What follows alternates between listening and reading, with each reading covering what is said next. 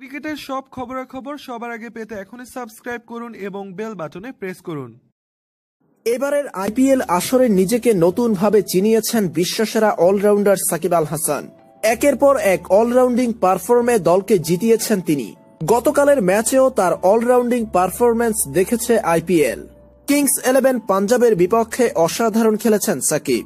Batting বিপর্যয়ের দিনে হায়দরাবাদের হয়ে দ্বিতীয় সর্বোচ্চ 28 রান করেছেন তিনি, যেখানে ছিল 3টি 4-এর মার।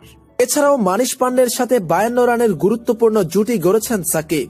এরপর বোলিংয়ে 3 ওভারে 18 রান দিয়ে 2টি উইকেট তুলে নিয়েছেন বিশ্বসেরা এই অলরাউন্ডার, যার মধ্যে একটি উইকেট ছিল অ্যারন ফিঞ্চের। আইপিএলে 43তম ও বিদেশি বোলারদের মধ্যে 5ম বোলার হিসেবে 50 উইকেটের মাইলফলক স্পর্শ করেছেন সাকিব। একদিন আগে ডোয়াইন ব্রাভোর কীর্তিতে ভাগ বসিয়েছিলেন সাকিব আল হাসান।